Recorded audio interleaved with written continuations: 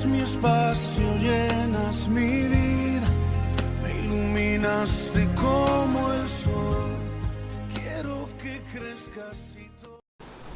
Bien, pues vamos a comenzar la clase bíblica. Sabéis que el título de la clase bíblica es Fundamentos básicos para la vida de un creyente, para la vida cristiana. Y estamos en la lección 3, ya creo que es la tercera sesión de esta lección.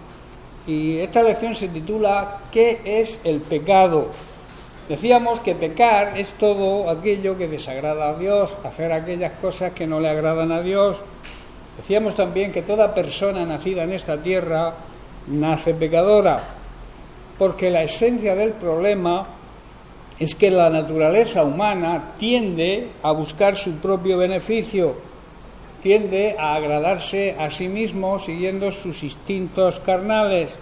Por eso todos hemos cometido pecado, todos dice la Biblia que somos pecadores, y por naturaleza no le agradamos a Dios y estamos fuera, estamos exentos de la gloria de Dios, estamos destituidos de su gloria, pero gracias a ese amor y esa misericordia tan grande que Dios tiene por su creación, envió a su Hijo Jesucristo para hacernos justos, o sea, para justificar nuestro pecado, para que a través del arrepentimiento, la muerte de Jesucristo nos limpia de ese pecado y por tanto estamos reconciliados de nuevo con Dios, porque Cristo con su muerte nos libró.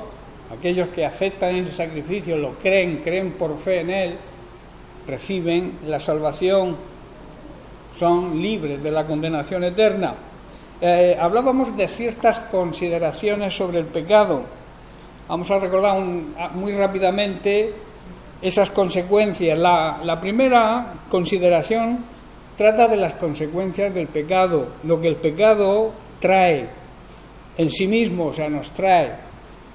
Decíamos que primeramente el pecado entristece a Dios, también trae culpabilidad, nos acusa, nuestra conciencia nos acusa cuando pecamos, trae separación con Dios. Sabéis que Dios es 3 veces santo y no se relaciona con el pecado, por eso el pecado levanta un muro de separación entre nosotros y Dios. También trae juicio y castigo eterno, el juicio que tendremos toda la humanidad, el juicio del trono blanco que se llama, donde unos serán apartados al fuego eterno, al infierno, que el infierno, como algunos creen, no es un estado o es una situación. El infierno es un lugar donde van las almas de los pecadores que no se arrepienten, y eso se llama castigo eterno. También decíamos que el pecado esclaviza, causa ceguera espiritual. El pecado trae falta de esperanza. El que vive en pecado no tiene la esperanza de la vida eterna, que es la esperanza que vivimos todos aquellos que seguimos y amamos a Dios y le obedecemos. El pecado corrompe, también decíamos. O sea, la vida de un pecador huele mal. Cuando alguien está pecando, su ambiente, su alrededor, no es que huela físicamente, pero que se palpa el pecado, y eso puede afectarnos si estamos cerca. Y por último, el pecado trae condenación. El pecado siempre va a traer condenación a quien lo practica de una forma voluntaria y habitual. Hoy vamos a entrar en la siguiente consideración: las palabras que la Biblia emplea para el pecado. Nosotros leemos en la Biblia pecado y creemos que todas las veces que aparece pecado significa lo mismo. Pero si nos vamos a los textos bíblicos, al griego, a los diccionarios, vemos que en cada, parte de la Biblia o en cada pasaje, la palabra pecado significa algo diferente, porque se emplean palabras diferentes, aunque al traducirlas también significa pecado, pero que en el original tiene una palabra diferente para el pecado, que es lo que vamos a analizar hoy. Las palabras utilizadas pueden ser clasificadas en 4 secciones. La primera, en la que vamos a empezar a estudiar hoy, es la desviación. Pecado es la desviación de una norma o una pauta a seguir. Y las palabras que se emplea, la primera palabra es chat, que significa no acertar o equivocarse. En el libro de Jueces, en el capítulo 20, verso 16, en la guerra que tuvo Israel contra la tribu de Benjamín, dice así: de toda aquella gente, habla de las tropas selectas de Benjamín, había 700 hombres escogidos que eran zurdos, todos los cuales tiraban una piedra con la honda a un cabello y no erraban. Esa palabra errar, esa palabra significa pecado, pero es esa palabra char, que significa no acertar, equivocarse. Esa misma palabra de errar se encuentra en el Salmo 51, donde vemos el arrepentimiento de David por su pecado, y es la que usa para definir, para describir su pecado. Lo leemos en los versos 3 y 4 de ese Salmo 51. Dice así David: porque yo reconozco mis rebeliones, mi pecado, o sea, mi rebelión, está siempre delante de mí. Y luego añade en el versículo 4, contra ti solo he pecado, o sea, no acerté, me equivoqué y he hecho lo malo delante de tus ojos. Esa palabra pecado ahí está significando eso, no acerté, me equivoqué y he hecho lo malo delante de tus ojos, para que sea reconocido tu justo juicio en tu palabra y tenido por un juez justo y puro. Hermanos, debemos reconocer nuestras rebeliones. Si nosotros no aceptamos, si nosotros no confesamos nuestro pecado, esas rebeliones nos van a perseguir día y noche. Y si leéis todo el Salmo, el arrepentimiento de David, veréis que dice que no dormía ni por las noches, recordando ese pecado, porque esas transgresiones, esas rebeliones, esa, falta de no acertar, el equivocarse, le redarguía todas las noches, y dice que su semblante decaía, la gente le miraba y lo veía de mala manera porque estaba sufriendo, su espíritu estaba sufriendo y se reflejaba en su rostro. Y ahí la importancia de reconocer nuestras rebeliones, porque si no nos van a perseguir. En el momento en que se reconocen, se pide perdón a Dios, ya dejan de perseguirnos, ya se puede vivir y dormir tranquilo. ¿Estáis comprendiendo? Por eso también debemos saber que todo pecado es contra Dios. O sea, tú puedes pecar contra alguien, ofender a alguien, ofender a tu esposo, a tu esposa, a un hermano en la congregación. Tú estás pecando contra ese hermano, pero realmente el primer enfoque del pecado es contra Dios. Cuando tú haces algo que no está en el orden de Dios, cuando tú ofendes a alguien, estás ofendiendo a Dios en primer lugar. Por eso David dice: contra ti solo he pecado. Y luego añade: y siempre se ha demostrado que tus juicios contra los pecadores son justos. Dios siempre aplica su justicia. Dios es un Dios que no prevarica. Prevaricar significa usar la autoridad, dictar una sentencia aún sabiendo que la sentencia es injusta. Eso es lo que hacen algunos jueces terrenales, pero Dios es un Dios justo y no prevarica en absoluto. La segunda palabra es abón, que significa torcer o pervertir, es decir, hacer lo incorrecto deliberadamente, aún conociendo y sabiendo hacer lo correcto. En el libro de Job, capítulo 33, versículos 27 al 28, dice Job, Dios mira sobre los hombres y al que le dijere pequé, o sea, al que reconociere su pecado, al que dice pequé, hice lo incorrecto sabiéndolo y sabiendo hacer lo correcto, hice lo incorrecto y pervertí lo recto, o sea, pervertí lo que era bueno y no me ha servido de nada, no me he aprovechado. O sea, reconoce que el hacer las cosas mal hechas, sabiendo que estaban mal hechas, no le había traído ningún beneficio, al contrario. Entonces dice, al que reconoce eso y se arrepiente de verdad de su pecado, dice el versículo 28, Dios lo redimirá, o sea, lo rescatará, lo salvará su alma para que no pase al sepulcro. Aquí sepulcro significa la muerte eterna, y su vida verá la luz. Dice, no vale la pena pecar Hermanos, no sirve para nada pecar, no sirve para nada torcer la verdad, sabiendo y conociendo que es la verdad y que la estamos torciendo. No sé si estáis comprendiendo. Uno es consciente cuando miente, uno es consciente cuando hace las cosas mal y sabe hacerlas bien. Otra cosa es por ignorancia, pero si tú sabes hacer las cosas bien y no las haces, estás prevaricando, estás creando una injusticia. ¿Sabéis que todo pecado es una injusticia? Y toda injusticia es pecado, y la injusticia va dirigida primeramente a Dios. Por eso, hermanos, no vale la pena pecar torciendo la verdad, sabiendo y conociéndola. Por eso, si nos mantenemos fieles a la verdad, Dios nos rescatará y nuestra vida estará llena de luz. La luz simboliza la claridad, también simboliza la santidad.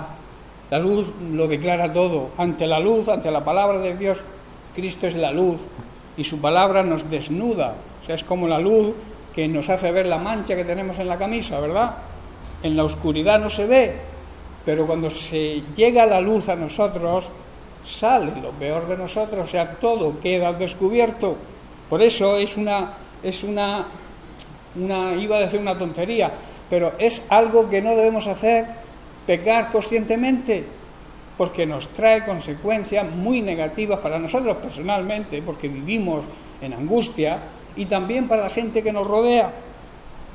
En Primera de Pedro, capítulo 2, verso 9, el apóstol Pedro nos dice: vosotros sois linaje, o sea, una familia escogida, también sois real sacerdocio, que significa sacerdotes al servicio real, al servicio de Dios, una nación santa, que significa una nación transformada, apartada y dedicada a servir a Dios. También dice que somos un pueblo adquirido por Dios, que quiere decir nos ha comprado, le pertenecemos, y le pertenecemos por dos motivos. Primero, porque nos ha creado, es nuestro creador, y segundo, porque cuando nos perdimos nos rescató, nos compró de nuevo, que es lo que significa rescatar, pagó el rescate por nuestra salvación. Por eso dice que somos un pueblo que Él ha comprado con un fin, con un propósito, que anunciéis las virtudes de aquel que os llamó de las tinieblas a su luz admirable. Nosotros no actuamos de esa manera, está diciendo el apóstol, hacer lo incorrecto voluntariamente, ¿verdad? Sabiendo hacer lo correcto, porque somos su pueblo escogido, somos su familia, somos su iglesia, el cuerpo de Cristo, y por eso no actuamos de esa manera, no hacemos lo incorrecto sabiendo que estamos haciendo lo incorrecto. Hacemos lo correcto porque también sabemos hacerlo, porque somos ese pueblo que Dios ha elegido para que seamos sacerdotes a su servicio, una nación santa que, como he dicho, una nación transformada. La santidad empieza con nuestra transformación, dejar de ser lo que éramos. Las cosas viejas quedaron atrás, hemos sido hechos una nueva creación, hemos sido transformados. Ahí ese es el principio de la santidad. Y luego dice que hemos sido apartados, sacados del mundo, que lo significa iglesia, sacados aparte, con un fin y con un propósito, dedicarnos a su servicio. Y el servicio a Dios es demostrarle al mundo las maravillas que Dios ha hecho con nosotros, anunciar las virtudes de Dios que han sido reveladas a nosotros a través de Jesucristo, su Hijo. Por estos motivos debemos mostrar al mundo esas bondades de Dios, puesto que hemos sido llamados a salir de la oscuridad, y como yo siempre digo, la oscuridad significa ignorancia y significa pecado. Entonces el Señor Dios nos ha rescatado de esa manera de vivir, de esa oscuridad, de esas tinieblas en las que vivíamos, y nos ha hecho entrar en la luz maravillosa, la luz de Cristo, a la luz de su palabra, que esa palabra nos va a alumbrar cada día y en cada momento. Por tanto, hermanos, no debemos hacer lo incorrecto sabiéndolo. Por eso también Santiago, en el capítulo 4, versículo 17, nos dice: y al que sabe hacer lo bueno y no lo hace, le es pecado. Santiago nos recuerda que es pecado saber hacer las cosas bien y luego no hacerlas. ¿Estáis comprendiendo? Eso es pecado de omisión. Existe el pecado de acción, que es el pecado que cometemos por acciones que no debemos hacer, y el pecado de omisión, que significa no hacer lo que debemos hacer. ¿Estáis comprendiendo? El pecado es hacer lo que no debemos, el pecado de acción, y el pecado de omisión es aquel que es no hacer lo que debemos hacer. Amén. La tercera palabra que se domina en esta sección, en este grupo de palabras, es sagat, que significa extraviarse o errar, o sea, perderse, o sea, perder la dirección. Y la dirección todos sabemos que es la guía del Espíritu Santo, ¿verdad?, que nos revela su palabra. También en el capítulo 19 de Job, en versículo 4, vemos que Job responde a las acusaciones de uno de sus amigos que buscaban la razón de su situación y le acusaban de que sería culpa, o sea, esa situación que él estaba atravesando sería culpa de su pecado. Dice así: aún siendo verdad, le contesta Job, aún siendo verdad que yo haya errado, o sea, que me haya extraviado, sobre mí recaería mi error. O sea, le está diciendo: no hace falta que tú me digas nada ni me acuses, las consecuencias de mi error las voy a pagar yo y no tú. A veces tendemos a hacer eso, a dar nuestra opinión, a pensar que lo que le está pasando a un hermano o a una hermana es por culpa de su pecado. Y tenemos la desfachatez a veces, lo mismo que este amigote de Job, de reprocharle y de decirle: ¿qué habrás hecho para que te venga todo lo que te ha venido? Hacemos eso a veces, ¿verdad? No debemos hacerlo nunca, aún siendo verdad. Nuestro trabajo no es ese, es Dios quien juzga. Nosotros lo que tenemos que hacer es intentar rescatarlo, intentar levantarlo, intentar que esa persona sea restaurada. Por eso si leemos los versículos anteriores a ese versículo 4, leemos del 2 al 5, dice, Job les estaba diciendo a sus amigos: ¿hasta cuándo me vais a torturar? ¿Hasta cuándo vais a intentar aplastarme con vuestras palabras? Dice: ya me habéis insultado 10 veces, deberían avergonzarse de tratarme tan mal. Versículo 4, aunque yo hubiera pecado, aunque yo haya errado, me haya equivocado, eso es asunto mío y no de vosotros. Versículo 5, ¿creen, piensan o pensáis vosotros que sois mejores que yo al usar mi humillación como prueba de mi pecado? ¿Estáis comprendiendo? El libro de Job trae grandes enseñanzas a la Iglesia y deberíamos aplicarla en este sentido. No podemos, nuestro trabajo no es acusar a la gente, ni menos decirle que lo que les pasa es por culpa de su pecado, aunque sea verdad, repito. Es Dios quien tiene que redarguir. Tu obligación es intentar levantarlo con oración, con buenos consejos, con ayuda material, con ayuda espiritual, pero nunca de esta forma. ¿Estoy comprendiendo, no? Por eso digo que lamentablemente muchas veces nuestra actitud con aquellos que sufren es la misma, es una actitud legalista, una actitud de juicio y de condenación, y nunca, escuchar bien, nunca está basada en el amor. Los legalistas, los que juzgan, los que condenan, son aquellos que no sienten, no tienen amor, hacen las cosas por obligación. Muchos vienen a la iglesia o van a las iglesias por obligación, porque les han enseñado a eso, pero deben hacerlo por amor, por ese amor que Dios nos ha demostrado haciendo lo que hizo, enviando a Jesucristo a morir por nosotros, eso nos constriñe, como dice la palabra de Dios, nos obliga a querer estar los hermanos juntos en armonía, para ayudarnos, para exhortarnos, con el propósito de la edificación mutua. La Biblia habla mucho de que debemos edificarnos los unos a los otros, y como decía el otro día, a veces pensamos que la labor del pastor todo le corresponde a él, y la Biblia no dice eso. La Biblia dice que nos exhortemos, que nos ayudemos mutuamente, de hacer el bien y de la ayuda mutua. No os olvidéis, porque esos son los sacrificios que le agradan a Dios. En el capítulo 4 de Levítico, versículos 13 y 14, dice así: si toda la congregación de Israel hubiera errado, aquí usa la palabra pecado como esta última definición, o sea que significa extraviado, y el yerro, o sea el error, estuviera oculto a los ojos del pueblo, y hubieran hecho algo contra algunos de los mandamientos de la ley de Dios, en cosas que no se deben hacer, son culpables.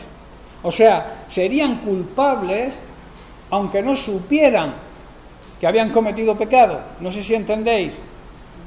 La policía o las leyes dicen que el desconocimiento de la ley no te exime del cumplimiento. ¿Estáis entendiendo? O sea, el que tú te salces un semáforo y le digas al policía: es que yo no sabía, no entiendo lo de los semáforos, no te libra de la pena, no te libra de las consecuencias que puede tener que te pases un semáforo en rojo. Porque aunque desconozcas que debes parar con el semáforo en rojo, si cruza alguien puedes tener una grave consecuencia, ¿verdad? Por eso dice que el desconocimiento de la ley no te exime de cumplirla. Y el verso 14 dice: luego que llegue a ser conocido el pecado, ese extravío, ese error que cometieron, la congregación entonces ofrecerá un becerro por expiación y lo traerán delante del tabernáculo de reunión. Aquí en Levítico lo que está diciendo es que si toda la comunidad, si toda la iglesia peca al violar uno de los mandatos del Señor, pero no se da cuenta, aún así es culpable. ¿Estáis comprendiendo? Porque nuestra obligación es conocer la palabra de Dios. Tú no puedes vivir desconociendo la palabra de Dios y llamándote cristiano o seguidor de Jesucristo. Nuestra obligación como creyentes es conocer nuestra, ley, conocer la palabra de Dios para que podamos afrontar y saber lo que está bien y cuando nos extraviamos o cuando cometemos un error, hacer algo que no esté de acuerdo a la palabra de Dios. Pero claro, si no conocemos la palabra de Dios, difícilmente lo vamos a dar cuenta de esa situación. Por eso dice que en cuanto ellos se den cuenta de su pecado, deben llevar un becerro como una ofrenda por su pecado y presentarlo en el tabernáculo. Hoy, hermanos, la simbología de la ofrenda por el pecado, por ese extravío, por ese error, la encontramos en el sacrificio de Cristo. Él fue inmolado cargando con nuestros pecados, y cuando nos arrepentimos y aceptamos ese sacrificio y le reconocemos como nuestro Señor y Salvador, nos perdona, nos limpia de nuestros pecados. O sea, el sacrificio que se hace por nuestro error o por nuestro extravío de la verdad, lo hizo Jesucristo. Y cuando yo me agarro a ese sacrificio, cuando yo creo y acepto ese sacrificio, reconozco a Jesucristo como mi dueño. Mi Señor significa dueño. Y como decía el domingo, hay muchas veces que se presenta la palabra Señor en la Biblia, muchísimas más que Salvador. Porque para que el Señor sea mi Salvador, tiene que ser primero mi Señor. Tiene que dominar mi vida, controlar mi vida, pero no por un capricho, sino para nuestro propio bien y beneficio. Dejar nuestra vida en las manos de Dios es la mejor decisión que podemos hacer. Y decía que alguien dijo que el ser más libre del mundo es aquel que es esclavo de Cristo. ¿verdad? Porque descansa en el Señor. Sabe que Dios es su dueño, es su Señor y le cuida, ¿verdad? Y eso le hace vivir tranquilo, vivir también con la esperanza de la vida eterna, porque creemos en sus promesas. Y hay una promesa grandísima sobre la vida eterna. La vida eterna, yo siempre digo, y me hago muy repetitivo en esto, hay que comenzar a vivirla aquí. Hay que vivirla aquí, la verdadera vida plena y auténtica que Dios quiere darnos. Debemos vivirla aquí, empezar a vivirla aquí. Muchos creen que hay que morirse para ir a la vida eterna. La vida eterna, después de nuestra muerte física, es la continuación de la misma vida que debemos vivir aquí. Amén. Bien, pues vamos a la cuarta palabra en esta serie sobre la definición de pecado. Es parábasis, palabra griega que tiene difícil a veces pronunciación, que significa desviarse bruscamente de una línea recta, de unos parámetros que marca la ley, es decir, traspasar los límites establecidos por la palabra de Dios. Nosotros tenemos que entrar siempre, la palabra de Dios tiene una línea roja, hoy se habla mucho de línea roja, que no debemos traspasar. Pues en la palabra de Dios hay lo mismo, a eso se le llama transgresión, traspasar esa línea roja, significa transgredir la ley de Dios, transgredir la palabra de Dios. En Romanos capítulo 4, versículo 15 leemos, pues la ley produce ira, pero donde no hay ley, tampoco hay transgresión. Lo que está diciendo aquí el apóstol Pablo es que Dios castiga a los que desobedecen su palabra. Así de claro. Hay hoy su palabra, las Sagradas Escrituras, tienen unas líneas rojas, tienen unos parámetros que debemos cumplir. Y si no los cumplimos, corremos el peligro de condenarnos. Por eso, vuelvo a repetir, debemos estudiar, meditar, conocer a fondo la palabra de Dios para no salirnos de esas líneas. Dios castiga entonces a los que desobedecen su ley, pero cuando no hay ley, nadie es culpable de desobedecer lo que no se conoce. Pero esto no deja, como he dicho antes, no nos deja libres de sufrir las consecuencias.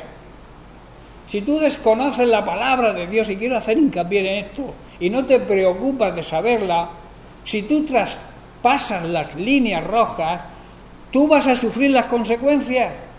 Aunque digan, no, si yo desconocía esto. Pero tu obligación, si eres creyente, si eres cristiano, es saberla. ¿Estáis comprendiendo? Porque vuelvo a repetir, el desconocimiento no te libra de las consecuencias que puede traer el saltarte la palabra de Dios, en desobedecer la palabra de Dios. Hermanos, la palabra de Dios tiene que ser nuestra constitución. Es el libro que marca la guía de todo buen creyente. Si nos salimos de la palabra de Dios, nos descarriamos, entonces erramos. Nos salimos del camino correcto. ¿Estás comprendiendo? Por eso Pablo también en Gálatas capítulo 3, verso 19 dice, entonces, ¿para qué sirve la ley? Dice, fue añadida a causa de las transgresiones, o sea, del traspasar los parámetros y las líneas, esas desviaciones, salir de una manera brusca de las líneas que marcan las Sagradas Escrituras. Dice que esas transgresiones fueron añadidas hasta que viniese la simiente a quien fue hecha la promesa y fue ordenada por medio de ángeles en mano de un mediador. ¿Para qué se entregó la ley? ¿Para qué sirve la ley? Son preguntas, digamos, que se hace el apóstol Pablo.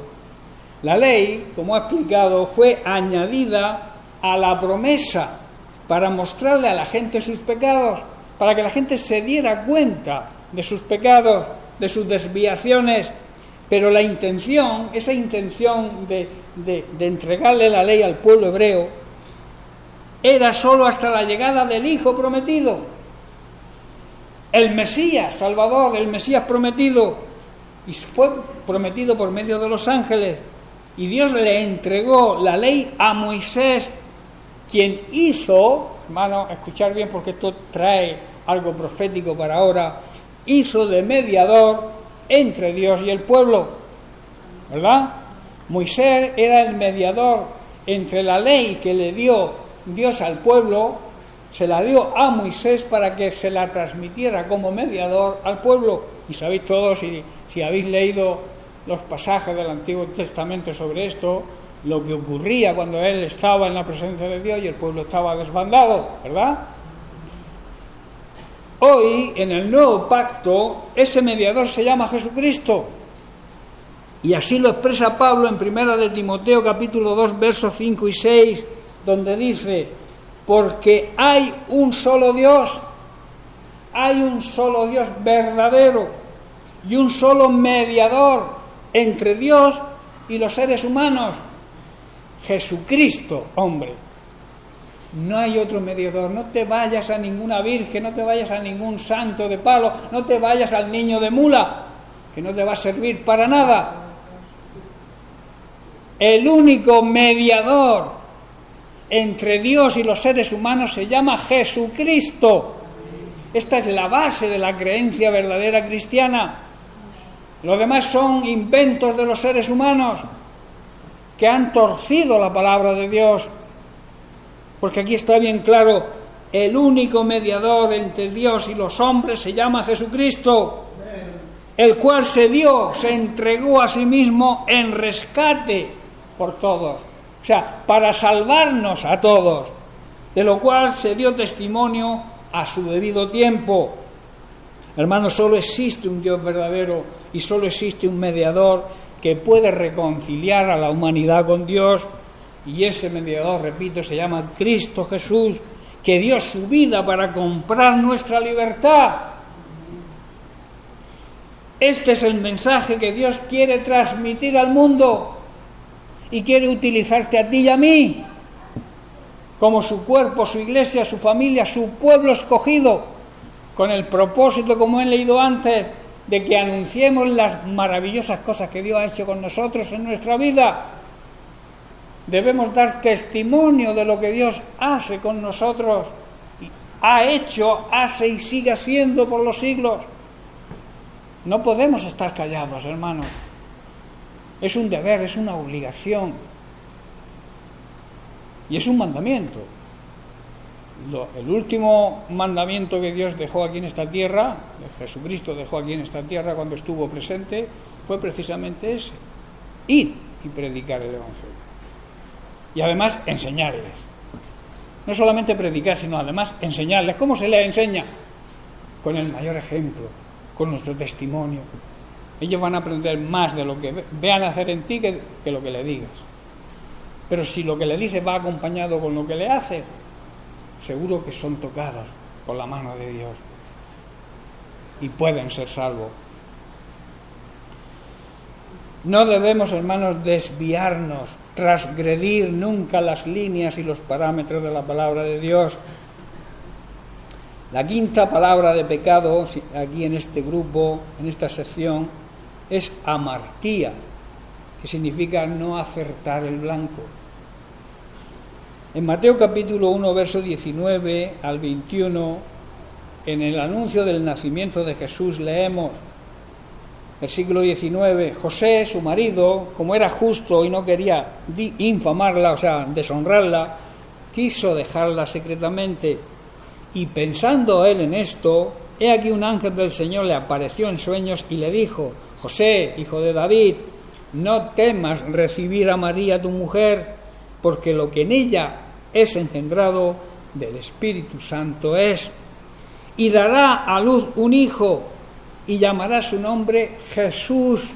Y aquí quiero abrir un paréntesis sobre lo que significa el nombre de Jesús para aquellos que niegan la divinidad de Cristo. Dice, el nombre de Jesús es una transcripción, una copia griega del hebreo Yeshua, que significa Dios es salvación. Jesucristo es salvación, es nuestro Salvador.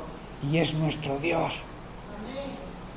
Porque así lo afirma la palabra de Dios, y a mí no hay quien me tuerza la palabra de Dios, por mucho que me saquen historias o filosofías, yo me remito siempre a los textos bíblicos que hablan todos de la divinidad de Jesucristo. Todo aquel que niega la divinidad de Cristo no es hermano mío, porque no tenemos el mismo Padre.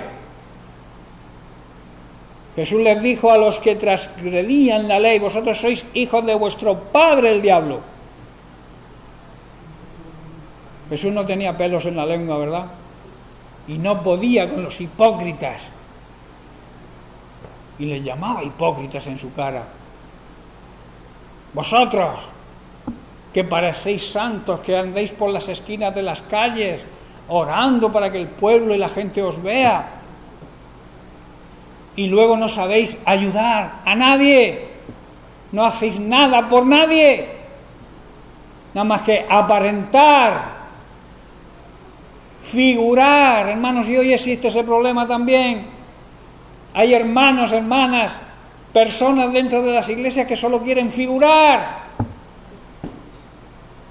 que solo quieren agradarse a sí mismos y que la gente les diga: qué bien lo haces, hermano o hermana, qué gran ministerio tienes.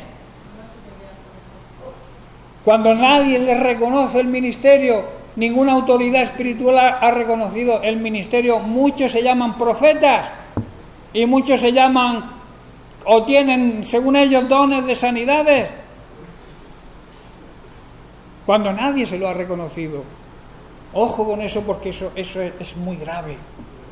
Eso trae graves consecuencias a las personas que se creen, esas personas que viven en hipocresía, queriendo aparentar aquello que no se es. Pero nunca les digas: haz esto o haz lo otro. La persona que reclama derechos no tiene autoridad ninguna. La persona que te dice: es que tienes que hacer esto, tienes que hacer lo otro, tienes que utilizarme, Pero vamos a ver, si Dios te quiere utilizar, la autoridad espiritual que Dios ha puesto sobre ti, y se lo va a decir también, y te va a dejar. Pero si no es de Dios, nunca te va a dejar, porque la hipocresía se huele, hermanos, y echa mal olor. Y ocurre como yo suelo decir, con el olor bucal de la boca, que se da cuenta siempre el otro antes que nosotros mismos. ¿Quién no le ha dicho a alguien: oye, cómete un caramelito que te huele la boca, y tú no te has enterado? ¿Verdad? Pues con el orgullo y la soberbia ocurre lo mismo. Se da cuenta el que te ve antes que tú mismo. Estoy comprendiendo, ¿verdad? Entonces dice que Yeshua significa Dios es Salvador, porque dice: Él salvará, dice el ángel a José, porque Él salvará a su pueblo de sus pecados, de ese no acertar el blanco, de los fallos, de las desviaciones de su pueblo. En Romanos capítulo 6, versículos 22 y 23, Pablo dice también: mas ahora que habéis sido libertados, o sea, hechos libres del pecado, de esa falta de acertar, hechos siervos de Dios, tenéis por vuestro fruto santificación, vivir en santidad, y como final, como fin, la vida eterna. Y el verso 23, el verso clave: porque la paga, la consecuencia del pecado, de ese no acertar el blanco, de ese de no acertar quizá donde apuntamos, porque debemos afinar la puntería, ¿verdad? ¿Qué se hace cuando se falla a un blanco, a una diana? Que tenemos que afinar la puntería. ¿Cómo se afina nuestra puntería espiritual? Pues se afina, mirad, con el estudio, con escuchar la palabra de Dios, con la meditación, con el ayuno, con la intimidad con el Señor. Estamos afinando esa puntería y así no fallaremos en el blanco, porque dice que la paga del pecado es muerte, y se refiere a la condenación, a la muerte espiritual, mas la dádiva de Dios es vida eterna en Cristo Jesús, que es nuestro Señor. Solamente puedes hallar la vida eterna teniendo relación y comunión con Dios, el único Dios verdadero, y con Jesucristo, el enviado por Dios. A través de ese conocimiento, de ese crecimiento espiritual, de ese crecer en la sabiduría divina, viviremos en vida eterna y empezaremos a vivirla aquí. Tendremos el anticipo de la vida eterna aquí. Amén. Por tanto, dice que la consecuencia que nos deja ese fallar, ese errar al blanco, es la muerte espiritual, la condenación eterna. Pero el regalo que Dios nos ofrece se llama salvación. Y es un regalo inmerecido, que se recibe gratis, solamente con reconocer nuestra transgresión, nuestros pecados, pedir perdón a Dios y recibir el regalo de Jesucristo, recibir ese regalo que no merecemos. Y como he dicho, es algo que no cuesta a nosotros, pero a Él sí le costó. Jesucristo dio hasta la última gota de su sangre, dedicó toda su vida en esta tierra a servir a los demás. Tuvo que pagar un precio para que tú y yo no paguemos nada.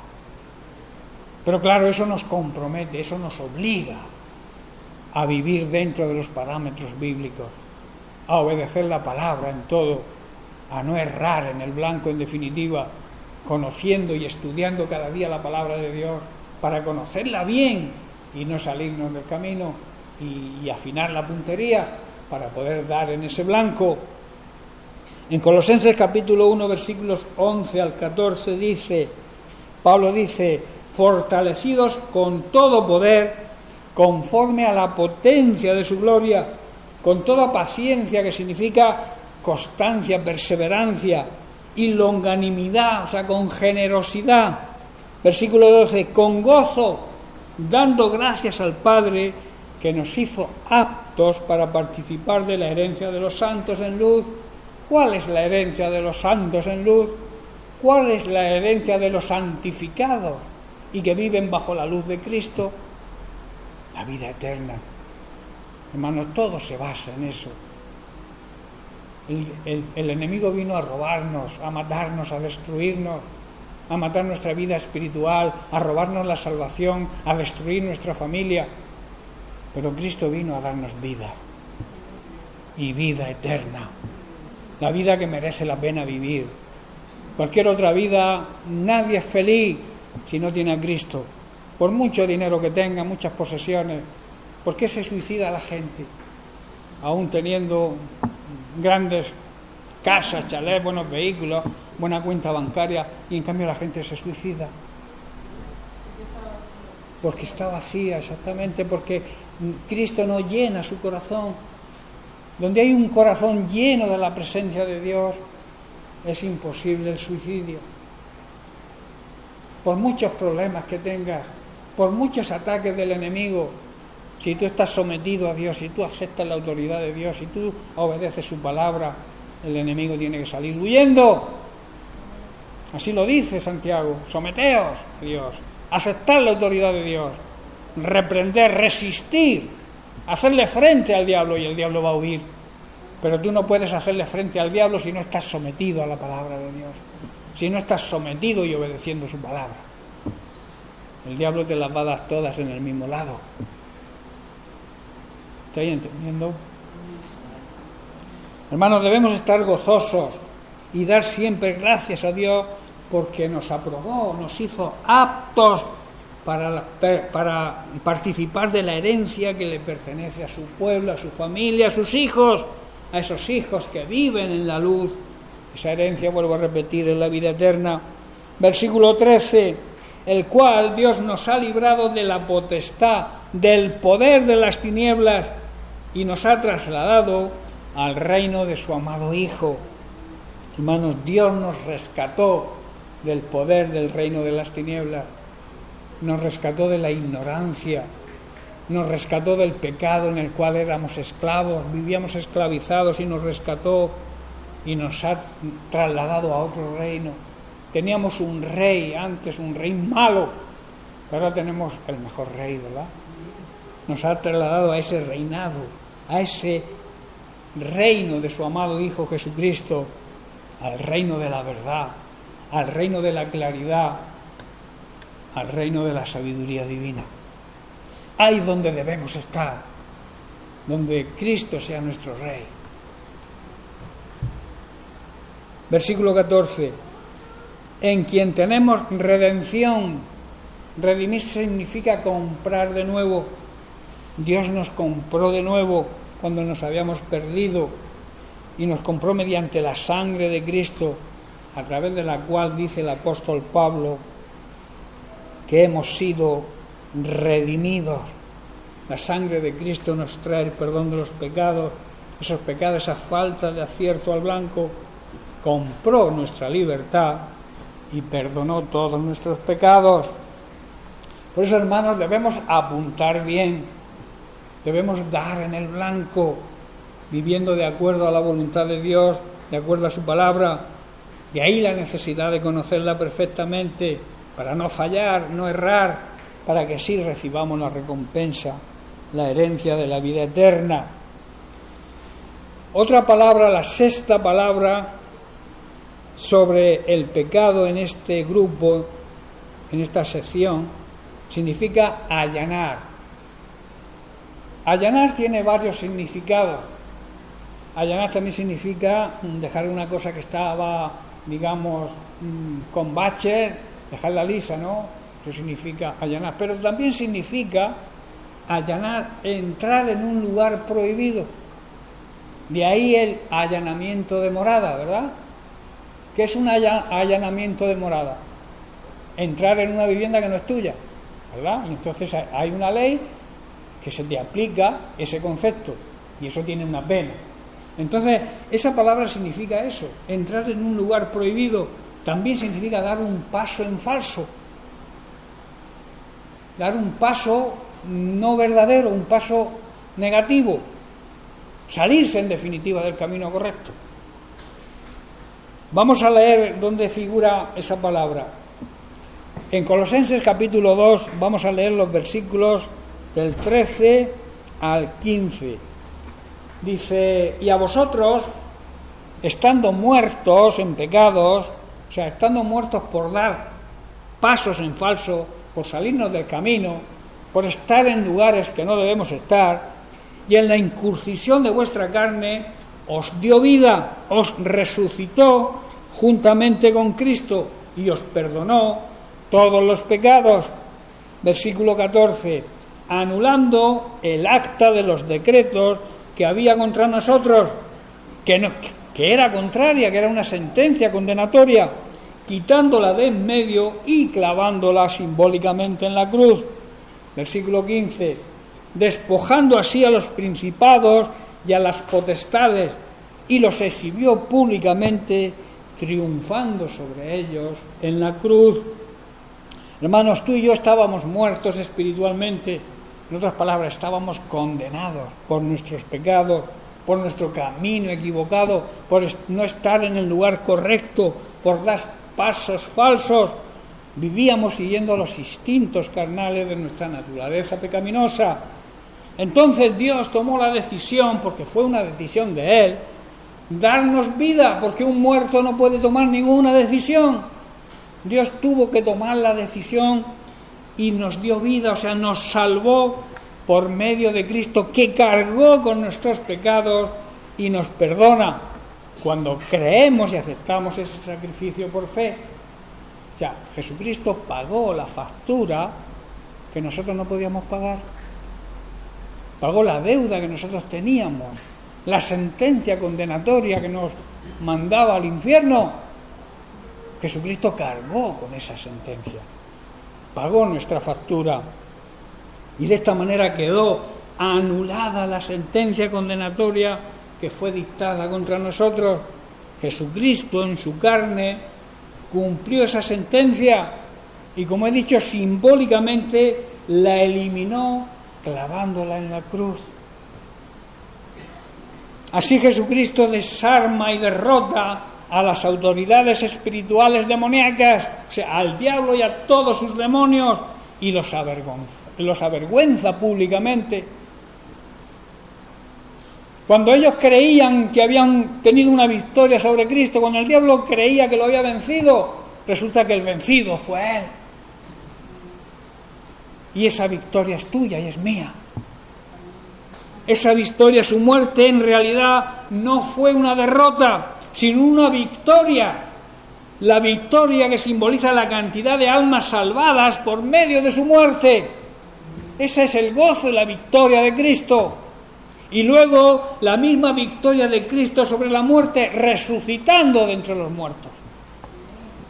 Ahí quedó derrotado por completo aquel que creía que había derrotado a Cristo. ¿Estáis comprendiendo? Porque la muerte de Cristo trajo salvación a miles y miles de personas. A todos aquellos que hemos creído en Él y andamos en sus caminos y le obedecemos. Esa es la victoria de Cristo. Y luego que resucitó de los muertos, igual que tú y yo hemos resucitado de nuestra muerte espiritual, que nos llevaba a la condenación eterna. Dice que nos dio vida, nos resucitó. Estábamos muertos, hermanos, en nuestros pecados. La muerte, el pecado produce la muerte espiritual, y nosotros estábamos muertos, pero nos revivió, nos dio vida. ¿Cuándo nos dio vida? Cuando Cristo resucitó. Y su vida, su victoria, nos corresponde a nosotros, los hijos de Dios. Por eso en Efesios capítulo 2, verso 4 al 6 leemos: pero Dios, que es rico en misericordia, por su gran amor con que nos amó, aun estando muertos en pecados, en ese camino equivocado, en ese lugar allanado, en esos pasos en falso, nos dio vida juntamente con Cristo. Por la gracia de Dios somos salvos, y juntamente con Él nos resucitó y asimismo nos hizo sentar en los lugares celestiales con Cristo Jesús. Hermanos, estoy ya terminando. Dios, que es tan rico en misericordia y que nos amó tanto, que a pesar de que no lo merecíamos, estando muertos espiritualmente, estando condenados por causa de nuestros pecados, tomó la decisión de darnos vida, de salvarnos, y lo hizo cuando levantó a Jesucristo de entre los muertos. Esto, hermano, es solo por la gracia de Dios, por un regalo que Dios quiso hacernos debido a su amor hacia nosotros. La motivación de Dios fue el amor hacia nosotros. La motivación de Dios hoy es la misma, el amor hacia los pecadores. Él sigue amando a toda su creación, a toda la humanidad. Por eso te necesita a ti y a mí, para que anunciemos las virtudes, o sea, lo que Dios ha hecho con nosotros. Que lo proclamemos, que se lo digamos a los demás, que lo transmitamos a los demás, para que ellos también reciban esa vida, porque andan muertos también, andan en condenación, aquellos que viven de espaldas a Dios negándole. Por eso, al levantar a Cristo de entre los muertos, nos levantó a nosotros, los que nos arrepentimos y le reconocimos como nuestro Señor y Salvador personal. Y entonces, simbólicamente, estamos sentados con Cristo. Cristo es la cabeza, nosotros somos el cuerpo. Y como suelo decir, la cabeza está siempre unida al cuerpo. Y simbólicamente, cuando hemos resucitado a través de nuestro arrepentimiento, a través de nuestro reconocimiento y confesión de Jesucristo como Señor y Salvador, estamos sentados a la diestra del Padre, que es donde está nuestra cabeza, donde está Cristo. ¿Estáis comprendiendo? Por eso debemos procurar, hermanos, no estar en ningún lugar prohibido. Debemos procurar no dar ningún paso en falso y no salirnos nunca del camino correcto. Amén. Bien, pues lo dejamos aquí. La semana que viene seguiremos con otra descripción sobre el estado del pecado, otra sección donde también se habla y se nombran varias formas de lo que significa pecado. Pero eso lo estudiaremos la semana que viene. Que Dios les bendiga. Llenas mi espacio, llenas mi vida, me iluminaste como el sol, quiero que crezcas.